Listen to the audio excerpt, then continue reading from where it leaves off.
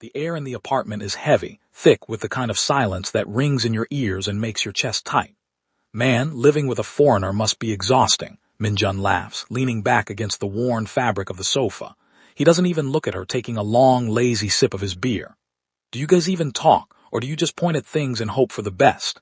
T. Min's jaw tightens instantly. He shifts forward, his broad shoulders tensing, his voice low and fiercely protective. He speaks entirely in rapid Korean. Hey, doesn't blink.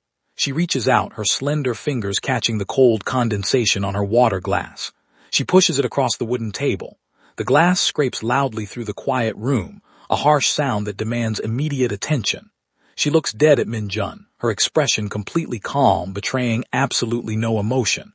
When she parts her lips, the words that come out are flawless, perfectly enunciated Seoul dialect Korean. Actually, we communicate just fine, but I'd appreciate it if you didn't talk about me like I'm a stray dog you picked up off the street. Nobody breathes. The cheap wall clock ticking in the kitchen suddenly sounds like a gunshot. Minjun's mouth literally falls open, the beer bottle slipping slightly in his grip. Slowly, with agonizing precision, Ember shifts her gaze to T. Min. He is completely frozen. The shock, the embarrassment, and a quiet, devastating realization flood his dark eyes all at once. Stares at her as if looking at a ghost. You. His voice drops to a hollow, broken whisper. You understood us, this whole time. To understand how a single sentence could shatter an entire reality, we have to rewind the tape to a rainy Tuesday, exactly 3 months earlier. The rain in Seoul doesn't just fall, it bites. It is a relentless, unforgiving downpour. Ember stands in the narrow, dimly lit hallway of a brick apartment building, wrestling 2 massive suitcases that hold her entire life. She is 27, running on 3 hours of sleep, and functioning solely on the sheer relief of finally finding a lease she can afford. The landlord, Mrs. Han, a woman with a warm, crinkling smile and the chaotic energy of a protective aunt, pushes the apartment door open. Standing in the middle of the small, meticulously kept living room is Kang T. Min.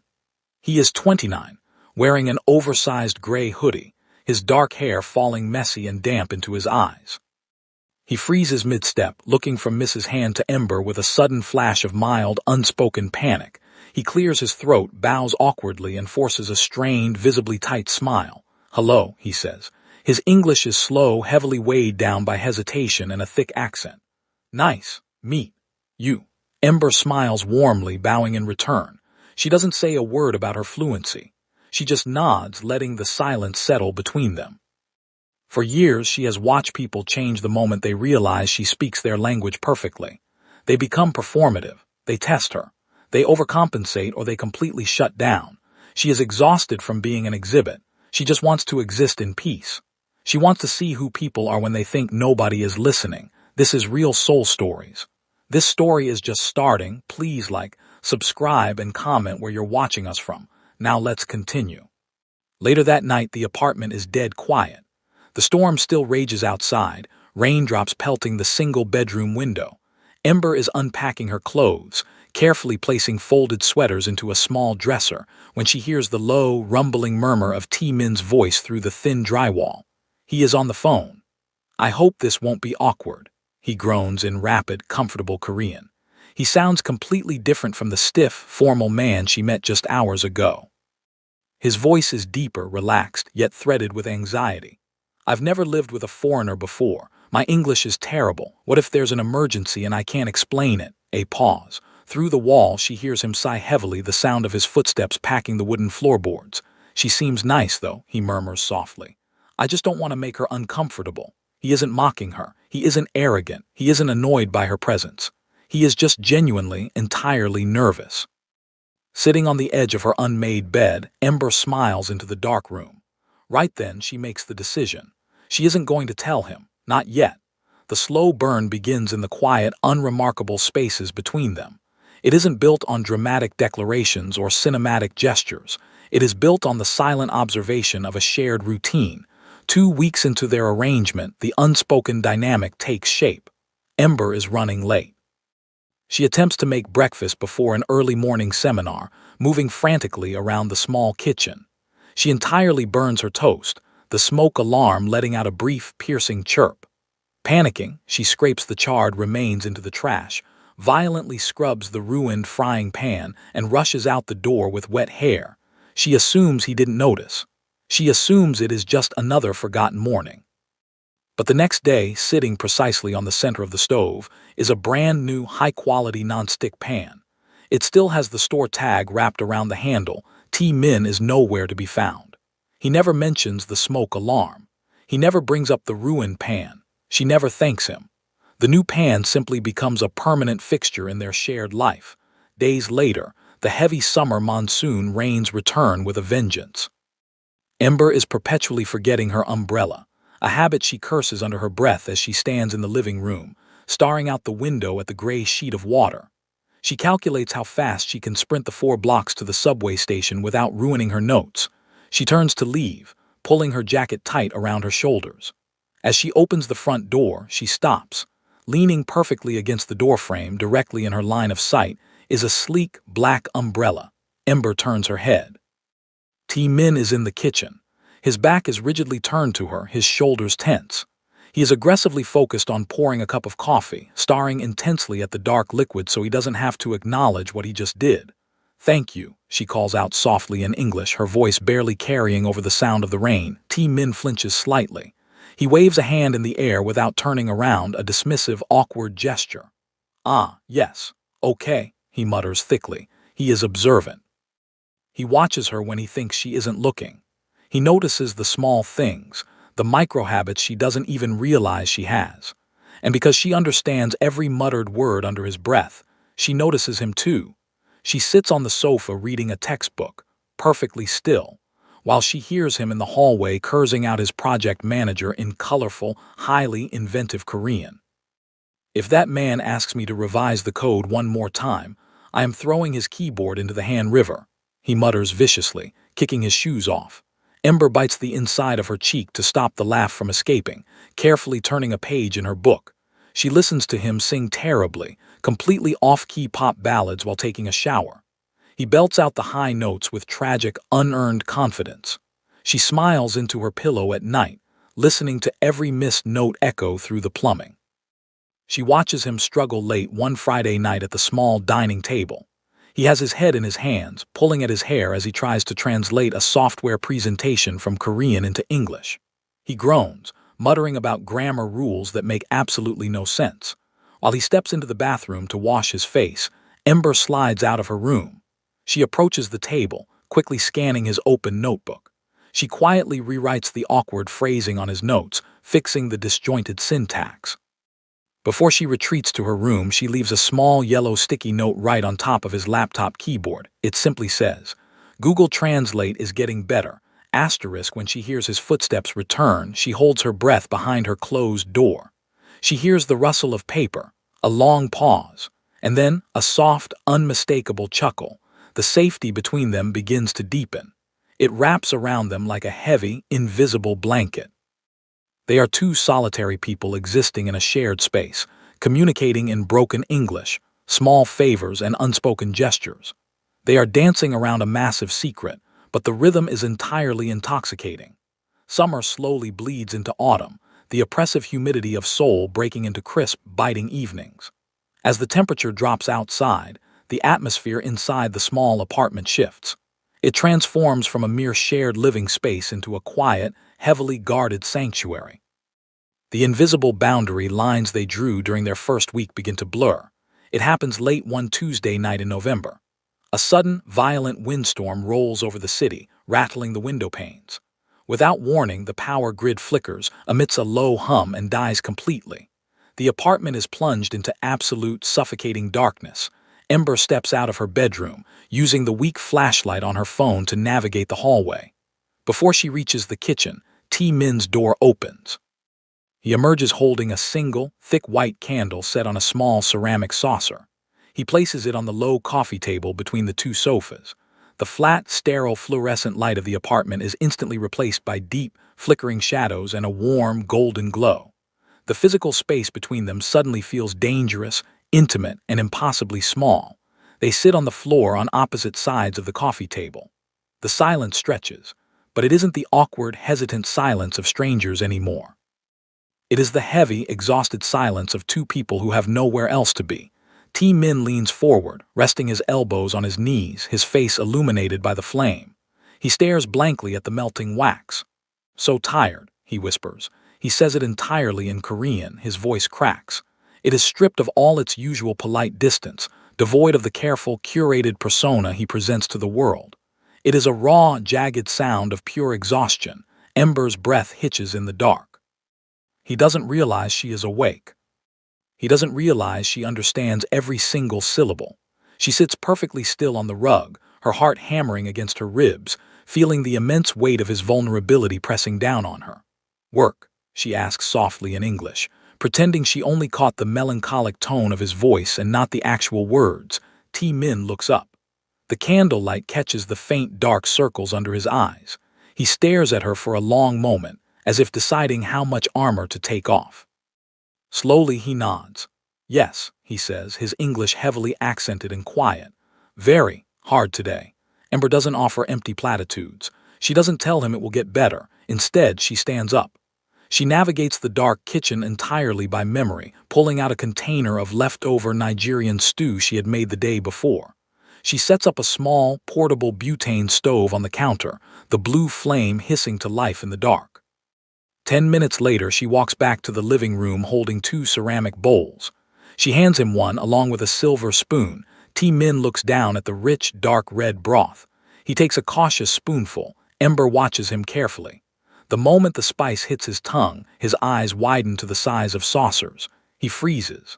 A faint sheen of sweat immediately breaks out on his forehead.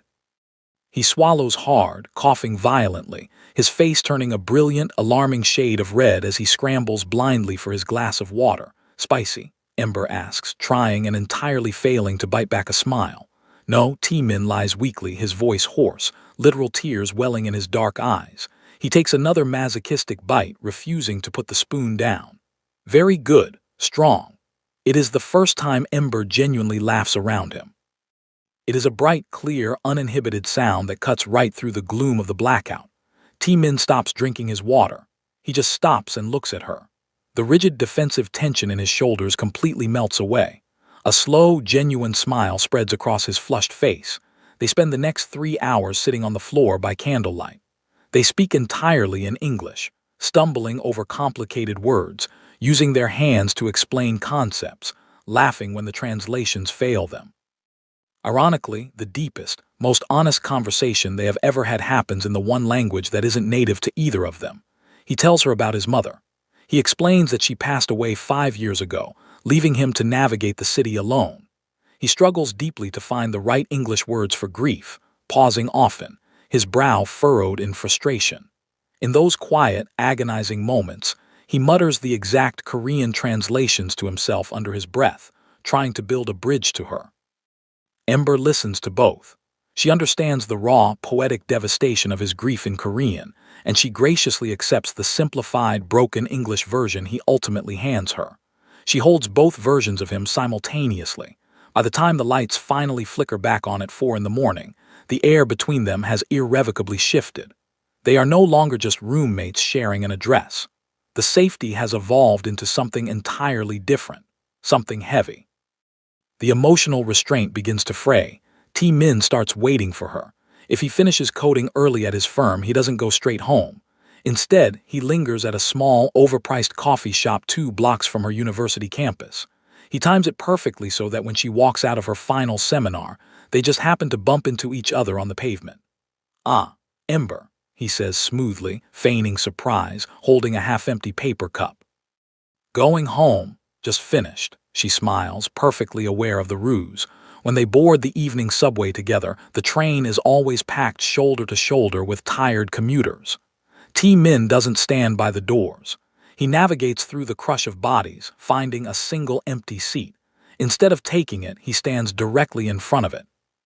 He subtly shifts his broad shoulders, planting his feet firmly, using his own body as a physical shield against the rushing crowd until Ember catches up and slips into the seat safely. He stands over her, his hand gripping the overhead rail. The train lurches forward. His knee knocks gently against hers. Neither of them pulls away. His coworkers start to notice the shift. A week later, his firm's junior designer, Jae-yoon, drops by the apartment to deliver a stack of misplaced physical server logs. While Ember is in the kitchen making tea, Jae-yoon leans against the kitchen island, her sharp eyes darting between the two of them. "You like her," Jae-yoon teases in rapid, hushed Korean, smirking at Taemin. "Don't even try to lie to me, you idiot. You look at her like she hung the moon." Taemin's face flushes a dark, furious crimson. "Shut up," he hisses back in Korean, glancing frantically toward the kitchen to make sure Ember is out of earshot. "She's my roommate. It's not like that. Keep your voice down." "You bought a $40 premium umbrella because she looked sad at the rain," Jae-yoon counters effortlessly, crossing her arms. "You don't even buy me coffee." Standing at the stove, Ember grips the edge of the granite counter so hard her knuckles turn completely white. She stares blindly at the boiling water. She bites the inside of her cheek until she tastes copper, desperate to stop the heat rising in her own chest. She hears everything. She knows exactly how he feels, but the rush of warmth is violently chased by a cold, sinking guilt. Every time he looks at her with that soft, unguarded expression, it physically hurts, because she is hiding something massive. She has become a vault for his secrets, holding onto his private thoughts, his muttered insecurities, his quiet confessions in the dark. The audience knows it. Ember knows it. The longer she waits to tell him the truth, the worse the inevitable fallout is going to be. The bomb is ticking, and she is the only one who can hear it. The breaking point does not arrive with a dramatic warning. It arrives on a completely ordinary Friday night in early December, disguised as a casual dinner party. Taemin had asked her nervously that morning, standing by the coffee maker, shifting his weight from foot to foot. He explained in his careful, halting English that a few old university friends were in the neighborhood. They wanted to bring fried chicken and soju to the apartment. He explicitly told her she didn't have to stay, offering her a polite out. "I don't mind," Ember had smiled, leaning against the counter. "I'd love to meet them." Relief that washed over his face was immediate. He had nodded quickly, a soft, genuine smile breaking through his usual reserved demeanor. By 8 o'clock, the small apartment is packed. The air is thick with the smell of garlic, fried batter, and the sharp tang of alcohol. There are 3 of them: Jae-yoon, who gives Ember a warm, knowing wink, a quiet guy named Do-yeon, and Min-jun, a loud, charismatic engineer who immediately takes up the majority of the sofa. At first they try. They really do. For the first 20 minutes, the conversation is a chaotic, strained mix of broken English and overly exaggerated hand gestures. Ember plays her part perfectly, smiling politely, laughing at the physical comedy, and offering up simple, easily digestible sentences. But alcohol is a powerful solvent for good intentions. As the green soju bottles pile up on the coffee table, the English slowly evaporates. It is replaced by rapid, comfortable, slurred Korean. Ember sits quietly in the armchair adjacent to the sofa, a half-empty glass of water in her hand. She adopts the universal posture of the polite foreigner, a pleasant, slightly vacant smile, her eyes occasionally dropping to her phone as if she is politely entertaining herself while letting them catch up. She is not entertaining herself. She is listening to absolutely everything. "So," Min-jun says, pouring another shot for Taemin. He leans forward, dropping his voice just a fraction, though there is no real need. "Are you going to make a move, or are you just going to continue staring at her like a tragic Victorian ghost?" Taemin chokes on his drink. He thumps his chest, his face turning a brilliant shade of crimson. "Shut your mouth," Taemin hisses in Korean, his eyes darting frantically toward Ember. Ember doesn't look up from her phone screen. She very deliberately scrolls down a blank webpage, her heart hammering violently against her ribs. "I'm serious," Min-jun laughs, clearly enjoying the panic. He gestures loosely toward Ember with his shot glass. "She's gorgeous, and you've been single since the Cretaceous period. Just ask her out." "You are out of your mind," Taemin mutters, though he doesn't deny the attraction. He looks at Ember again. His voice softens, entirely unguarded. "She wouldn't want this. She's focused on her studies. Besides, the language barrier. I can't even tell her about my day properly. How could I ask her to stay?" The vulnerability in his voice makes Ember's chest physically ache. She wants to look up. She wants to answer him. She wants to tell him that she hears him, that she understands every single word that she has already stayed. But she stays frozen. Min-jun rolls his eyes, taking the shot. The liquor clearly makes him bolder, stripping away whatever filter he had left. "Man, living with a foreigner must be exhausting," Minjun laughs, leaning back against the worn fabric of the sofa. He doesn't even look at Ember now, taking a long, lazy sip of his beer. Do you guys even talk, or do you just point at things and hope for the best? T Min's jaw tightens instantly. He shifts forward, his broad shoulders tensing, his voice low and fiercely protective. Hey, doesn't blink. She has spent her entire life shrinking to make other people comfortable. She has hidden her intelligence, her fluency, and her awareness just to keep the peace. But sitting here, listening to this man dismiss her humanity while the man she is falling in love with tries to shield her, the restraint finally snaps. She reaches out, her slender fingers catching the cold condensation on her water glass. She pushes it across the wooden table. The glass scrapes loudly through the quiet room, a harsh sound that cuts through the hum of the refrigerator and the distant traffic. She looks dead at Minjun, her expression completely calm. When she parts her lips, the words that come out are flawless, perfectly enunciated Seoul dialect Korean. Actually, we communicate just fine. But I'd appreciate it if you didn't talk about me like I'm a stray dog you picked up off the street. Nobody breathes. The cheap wall clock ticking in the kitchen suddenly sounds like a gunshot. Minjun's mouth literally falls open, the beer bottle slipping slightly in his grip. Jae-yoon covers her mouth with both hands, her eyes wide with absolute terror. Slowly, with agonizing precision, Ember shifts her gaze to T Min. He is completely frozen. The shock, the embarrassment, and a quiet, devastating realization flood his dark eyes all at once.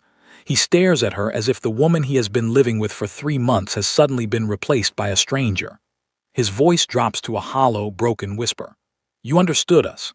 This whole time. Ember holds his gaze, her own eyes burning. She gives a single, slow nod. It takes less than 3 minutes for the apartment to empty. Minjun stammers out a pathetic apology, bowing so deeply he nearly hits the coffee table before scrambling for his coat. Jae-yoon simply touches T Min's shoulder in silent sympathy before rushing out the door. The front door clicks shut. The silence that follows is suffocating, heavy with the wreckage of a shattered reality. T Min stands by the window, his back to her, staring out into the dark, rain-slicked street. He isn't yelling. He isn't throwing things. The anger would be so much easier to handle. Anger is hot and burns out. What he is radiating is cold. It is a deep, profound hurt. It's not that you speak Korean, Ember. His voice is tight, strained, the words dropping like heavy stones into the quiet room. It's that I spent the last 3 months thinking out loud around you, and you just sat there, watching me. Ember stands up, her chest tight, the guilt finally crushing the air out of her lungs. T-min, every time I practiced my English before talking to you, he interrupts, turning to face her. His eyes are red-rimmed, his jaw clenched so hard a muscle ticks in his cheek. Every time I complained about my day, every time I talked to myself about you, you heard all of it. Just wanted someone to treat me normally, she says, her voice breaking, the tears finally spilling over. Without the novelty, without the judgment, before they knew what I could do. T-min stares at her. The physical distance between them is only 10 feet, but it feels like a sprawling, impassable canyon. So who did I actually get to know? He asks, his voice barely above a whisper. The girl who only speaks English or the one who just listened to everything I said? Ember looks at him, stripping away every wall she has left. Both. He doesn't reply. He doesn't argue. He just turns away, walking down the short hallway to his bedroom. The door clicks softly shut behind him. For the next 4 days, they exist like ghosts haunting the same house. The comfortable routine is entirely broken. There is no coffee left out on the counter. There are no lingering moments in the kitchen. Every time they cross paths in the narrow hallway, T-min politely bows, his eyes firmly averted, retreating back into the stiff, distant stranger she met on the very first day. It breaks her heart completely, because she knows she is the one who built the wall back up. On the 5th day, the sky opens up again. It isn't a gentle drizzle. It is a torrential, soul-soaking downpour that threatens to flood the street-level entrances. Mrs. Han, the landlady, is caught outside the building's main office, struggling to keep her umbrella open while frantically jiggling a key that refuses to turn in the lock. Ember hears the commotion from the living room, the shrill, frustrated cry of the elderly woman, and she doesn't hesitate. She grabs her coat and bolts for the door. As she reaches the hallway, she finds T-min already there. He is soaked, his hair plastered to his forehead, having just returned from work. They lock eyes for a fleeting second. His expression is guarded, pained, before they both turn their focus to the emergency at hand. They don't speak. They don't have to, they rush out into the rain. While T-Min tries to shield Mrs. Han with his coat, blocking the worst of the wind, Ember kneels on the wet concrete. She pulls a stiff piece of plastic from her pocket and a bobby pin from her hair, a trick she saw in an old detective documentary. Her hands are shaking, not from the cold, but from the proximity to him. He is right there, his shoulder brushing against her arm as he leans in to hold the flashlight steady. "A little to the left," she says, her voice steady despite the adrenaline. T-Min adjusts the beam. He doesn't pull away. He watches her work, his gaze flickering from the lock to her focused, determined profile. For a moment the world narrows down to just this: the sound of the rain, the click of metal against metal, and the scent of rain and soap radiating off him. The door finally clicks open. Mrs. Han lets out a jubilant shout, patting them both on the shoulder before bustling inside. Ember and T-Min are left standing in the damp, quiet stairwell, the heavy sound of the storm muffling the rest of the city. They are both dripping wet. T-Min looks down at his hands, then up at her. The silence isn't the cold, suffocating wall of the last 4 days. It is heavy, yes, but it is charged with something else. It is the silence of two people who have finally run out of reasons to be angry. He realizes in that quiet, dripping moment that the girl standing in front of him is the exact same person who made him spicy food when he was exhausted. She is the same person who stayed up late to fix his presentations.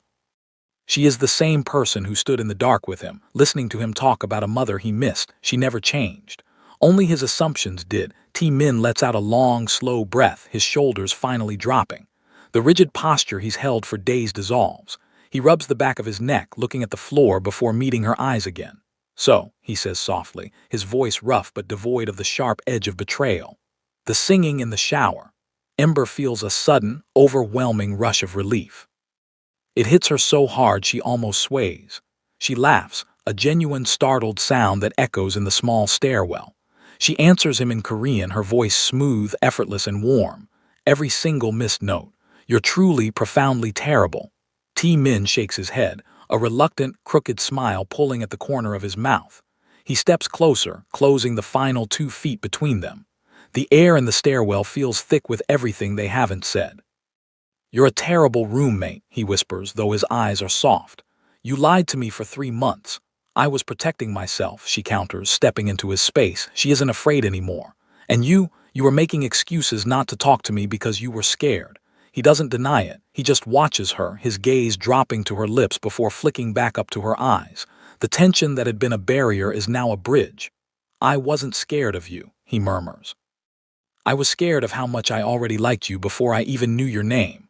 By the time the cherry blossoms bloom in the city weeks later, the apartment feels completely different. The cool, quiet distance of winter is gone, replaced by the loud, chaotic, and beautiful warmth of two people who have nothing left to hide. The living room is a mess of books and laptop chargers. They sit on the floor, sharing a takeout box of bibimbap. "Pass the water," T-Min says casually in Korean, his hand resting near hers. Ember hands it to him without looking up from her phone. "You need to buy more rice tomorrow, you know. You eat like a growing teenager," she replies in fluent, teasing Korean. There is no pretending. There is no holding back. There is no fear of being the foreigner or the roommate. Ember leans back against the sofa, watching him eat. She thinks about that rainy Tuesday 3 months ago and the silent, terrified man who bowed to her in the hallway. She thinks about the candle, the burning toast, and the umbrella he left by the door. She realizes that he had been loving her in his own quiet, clumsy, and wonderful way long before he ever found the words to say it. T-Min looks up, catches her staring, and pauses. He doesn't look away. He just reaches out, his fingers brushing a stray lock of hair from her forehead. His touch is light, reverent, and completely honest. He asks, his voice barely a whisper. "Nothing," she smiles, leaning into his palm. "Just listening," he laughs, a deep, comfortable sound that vibrates through the floorboards. He knows she understands. He knows she hears everything. And for the first time in his life, that is exactly what he wants. They are no longer two solitary people existing in a shared space. They are home. In the apartment on the corner, the lights stay on late into the night. the sound of their shared laughter drifting out through the open window and into the cool, floral-scented air of a Seoul spring. They have finally stopped observing each other and started truly seeing. And they know, with a quiet, unshakable certainty, that they are exactly where they are supposed to be. We've come to the end of this story. It was a short and beautiful one. If you loved it, please like and subscribe to support this channel. Also comment if you think what Ember did made any sense. See you on the next video.